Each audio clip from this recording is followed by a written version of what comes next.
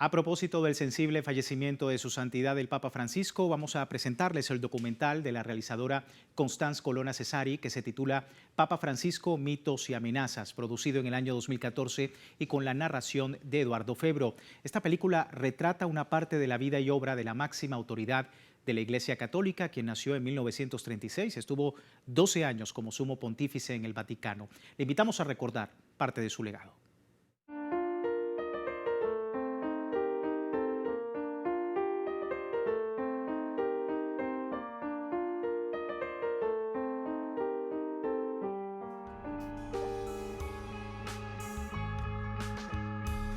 Hombre del año 2014 para la revista Times. Tweets Pontifex que dan la vuelta de la red cada mañana. Una plaza San Pedro donde la presencia de fieles se multiplicó por 3 y hasta por 4. Sin lugar a dudas, el Papa Francisco sacude la institución que dirige y sus 1.400.000 fieles alrededor del mundo. Sus fórmulas potentes y sus gestos hicieron rápidamente del obispo de Roma un personaje mundial de primer plano. Y ello a pesar de algunos focos de resistencia espantados ante esta repentina revolución de la Iglesia de Bergoglio. El año 2013 han pasado muchísimas cosas, más que en lo último cuarto de siglo, podemos decir. En Brasil, el célebre teólogo Leonardo Boff, uno de los fundadores de la teología de la liberación y antaño proscripto por Roma, manifiesta por ahora un entusiasmo sin reserva ante este pontificado en el que ve el símbolo de una nueva era. Nosotros venimos de un invierno tenebroso y muy riguroso, con Juan Pablo II y Benedicto XVI. Y ahora sentimos la primavera con sus flores y frutos. Y es un Papa que sorprende. Cada día inventa cosas nuevas. Entonces no es imposible que él se siente liberado de toda la carga de la tradición del cristianismo europeo, que era dominante, y invente otro tipo de cristianismo. Inventar, renovar, desempolvar el papado de sus atuendos de los pontificados precedentes, actuar con simpleza para promover una iglesia pobre para los pobres, esto es lo que empuja hacia arriba la popularidad del Papa Francisco. Je me demande tous les matins quand je me lève, qu'est-ce qu'il va inventer aujourd'hui? Il y a quelques jours, comme ça maintenant, je dis, ben, qu'est-ce qu'il va faire aujourd'hui? Eh bien, il va inviter tous les fiancés à la Valentin, dans la Saint-Valentin. Ça, c'est tout à fait lui. Et il baptise 30 enfants, évidemment, il y a quelques enfants qui pleurent, et il dit simplement, mais s'il a faim, il faut lui donner à boire. C'est en même temps très humain, et c'est pas joué, c'est lui. Évidemment, parce que s'il le faisait pour avoir du succès, ça c'est tout de suite visible. Lui ha una comunicazione non verbale che riesce ad andare al di là dello schermo e riesce ad andare davanti i media, non dietro. Quindi, quando c'era il pontificato di Benedetto XVI, il Vaticano e anche il Papa andava dietro i media. Adesso il Papa fa il gesto e i media vanno dietro. Lui sta alla fine il grande leader mondiale. La primera confrontación que se plasma con la llegada del primer Papa latinoamericano es cultural. Hay de hecho una verdadera oposición entre las prácticas y representaciones de las viejas iglesias europeas y el aire fresco de América Latina. Y este representa, en mi opinión, un gran desafío para las iglesias viejas y pesadas de Europa. Podemos ver una oposición dentro europeo y las otras partes del mundo. El Papa Francesco ha escrito que no quiere ver una iglesia solamente europeo, con una tradición romano y greco. Y es una oposición dentro Benedetto XVI y Francesco, porque Benedetto ha escrito que hay una parte greco en la herencia de la Iglesia. La vista de Francesco es más universal que Benedetto. Y aquello que asombra en Europa, o sea, una iglesia pobre para los pobres, no es sino una diferencia basada en las prácticas pastorales de América Latina. La diferencia es un continente donde la mayoría de los católicos son pobres. La opción por los pobres es una opción por los europeos, que hacen la opción por los pobres, pero en América Latina los católicos viven, la mayoría de ellos viven en una pobreza más o menos. Y esto probablemente es una diferencia que puede dar una cara diferente a la Iglesia Universal. Pero las malas lenguas nunca faltan, incluso en el corazón del Vaticano. Si hay gente que dice, no, ya lo conocemos, ya sabemos cómo se actúa, ¿qué quiere este Papa del fin del mundo? Llegar aquí a enseñar a nosotros, que son 2000 años que tenemos esta conocencia. Este es el modo para no hacer nada y para que ningún fruto pueda realizarse. Este cambio de situación en la cumbre de la Iglesia Católica intervino mediante una repentina aceleración de la historia en el curso del invierno de 2013 en un ritmo poco habitual para la Roma eterna. Un acontecimiento azotó la Iglesia el 11 de febrero de 2013. Benedicto XVI convocó a sus cardenales para un consistorio ordinario, una ceremonia protocolar. Nadie podía adivinar lo que iba a ocurrir y nadie puede olvidar lo que pasó. Notre pape Benoît est arrivé, silhouette un peu penchée, l'air un peu triste, mais nous n'y faisions plus attention, j'allais dire, depuis un an. Il était fatigué, et bon, je pouvais lire sur le visage de mes vis-à-vis mes propres sentiments. Surprise, étonnement, et puis après, interrogation, parce que si vous voulez, le pape parlait latin. Quand j'ai entendu « In grave centem etatem », alors j'ai dit « Mon Dieu », donc j'ai compris tout de suite. Voilà. Et donc, que nous disait le pape, qu'après avoir beaucoup prié et réfléchi, étant donné l'état de l'Église et les problèmes qui se posent, et que tout cela requérait des forces d'esprit et de corps qu'il n'avait plus visiblement. Il nous a dit, voilà, je cesserai à 8 heures du soir. Estos son los hechos oficiales retratados por el portavoz del Vaticano. Per me era assolutamente chiaro che si trattava di una decisione presa consapevolmente dopo una grande riflessione nella preghiera e nella fede per il bene della Chiesa, dopo aver valutato la situazione, in particolare le proprie forze in rapporto al ministero, al servizio che il Papa doveva svolgere. Pero en realidad nadie se engaña.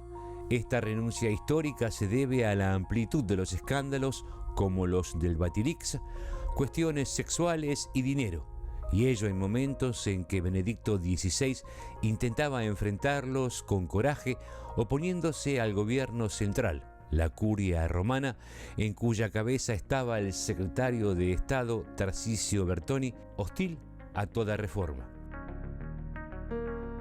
Había de hecho que romper con el pasado, con una herencia mucho más antigua que la del propio Benedicto XVI. Si el Papa Francisco fue electo, es también por un tema de un cambio necesario. Es decir, que después de Juan Pablo II tuvimos a un Papa Benedicto XVI que estaba más adentro de la curia y desde la historia misma de Juan Pablo II. El 28 de febrero de 2013 empieza el periodo entre los dos reinos, inaugurado por esta escenografía inédita de un papa renunciante partiendo en helicóptero hacia Castel Gandolfo. Entre los cardenales del Santo Colegio que llegan poco a poco a Roma, uno de ellos saldrá papa. ¿Pero cuál? Esta vez no se trataba de dejar en manos de la Curia Romana el timón del barco de Pedro. La decisión de elegir al cardenal lo más alejado posible de esta realidad, se manifiesta rápidamente en el espíritu de los votantes. C'était une assemblée avec une grande fraternité, mais d'un grand sérieux, parce qu'on avait beaucoup plus l'impression qu'on tenait en main le sort de l'Église et l'avenir de l'Église. En tout cas, on était très convaincus, tous les cardinaux présents, qu'il faut quelque part une réforme, et une réforme sérieuse.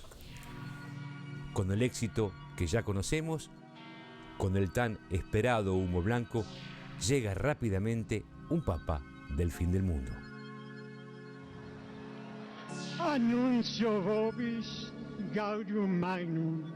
Habemus Papa. Los agustinianos, la congregación religiosa más cercana a San Pedro y a la cual pertenece este joven colombiano, vivieron este acontecimiento desde el interior.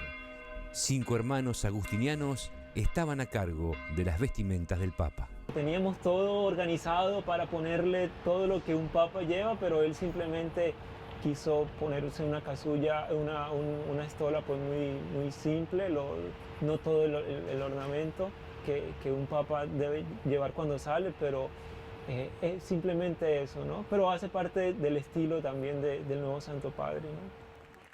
Credo che dal primo momento che lui è uscito dal balcone della loggia di San Pietro senza la mantellina rossa, senza la croce pontificia, senza le scarpe rosse, alcuni potevano dire una cosa cosmetica, ma è un messaggio molto chiaro. Dal momento che lui si è chiamato Francesco, il primo Papa che sceglie questo nome, credo che è una rivoluzione. Dal momento che lui fa questa incredibile, prima della benedizione Urbi et Orbi, lui chiede al popolo. Vi chiedo che voi pregate al Signore perché vi benedica, la preghiera del popolo chiedendo la benedizione per il suo vescovo.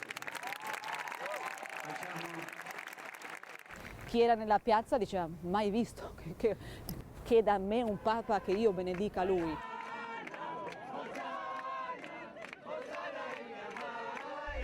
No hay decepción, o todavía no.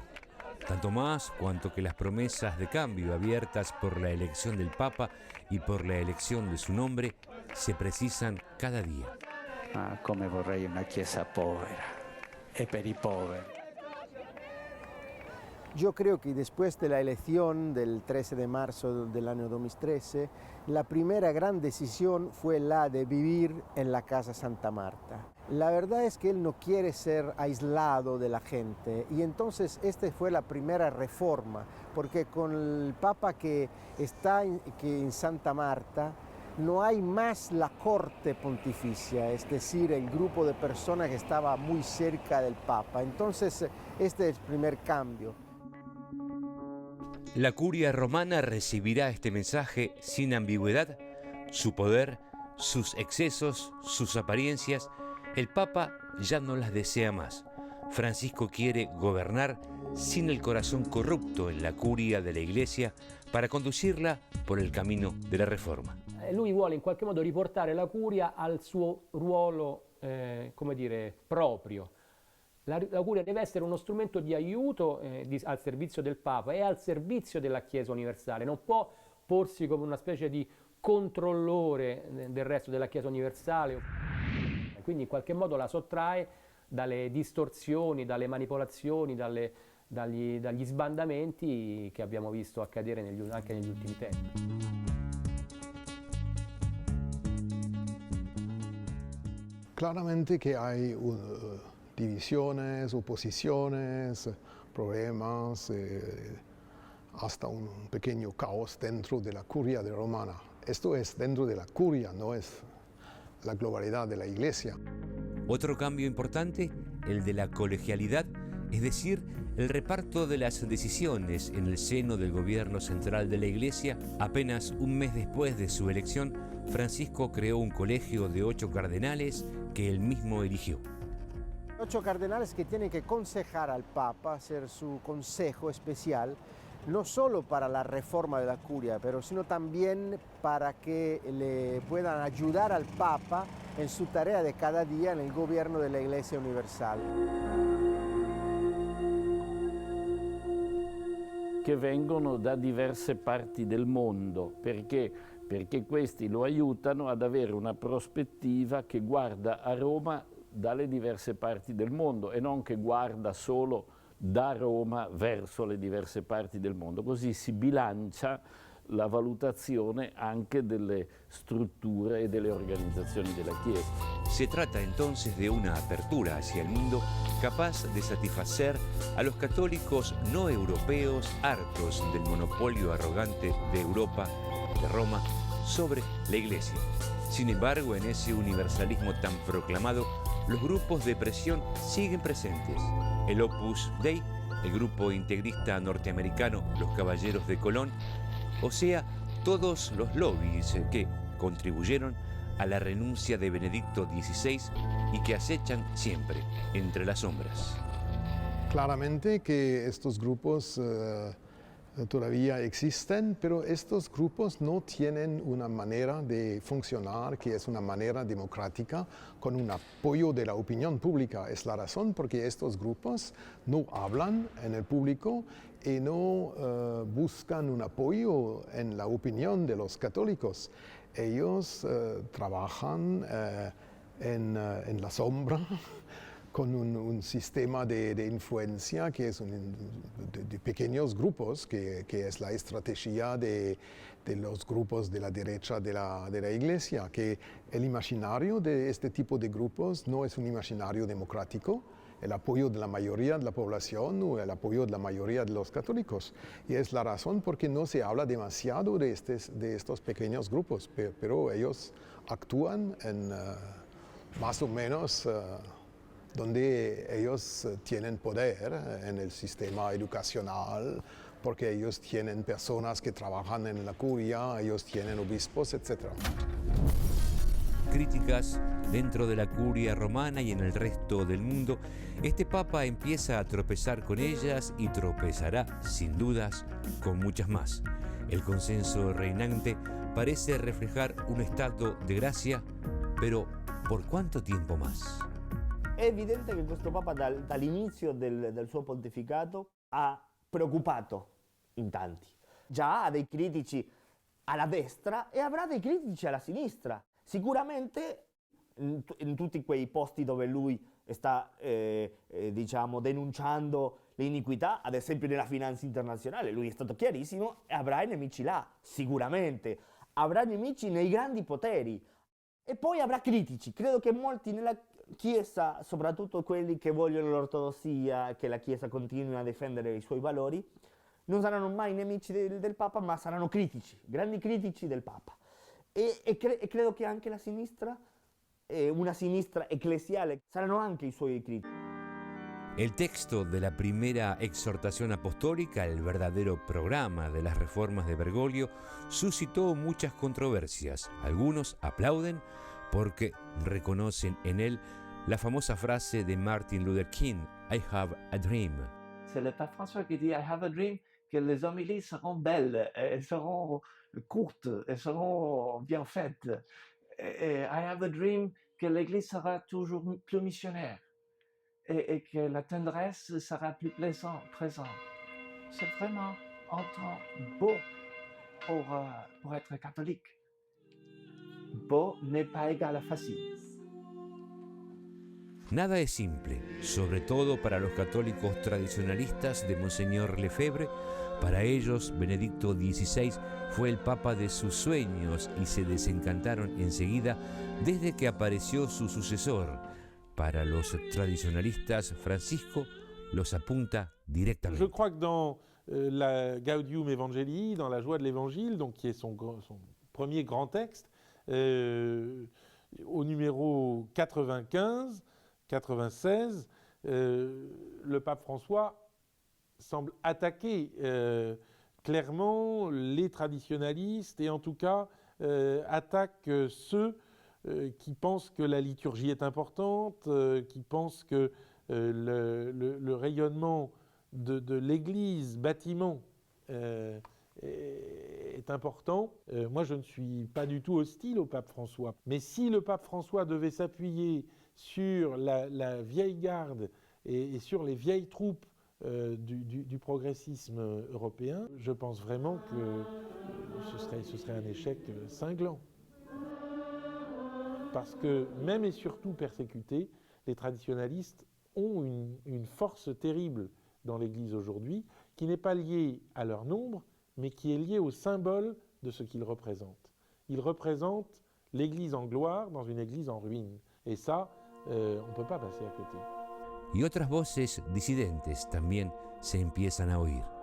Hay también una oposición, creo, que no es tradicionalista, pero que es de un marco más conservador y que no es de los tradicionalistas lefebvrianos, para entendernos, es de los sectores conservadores.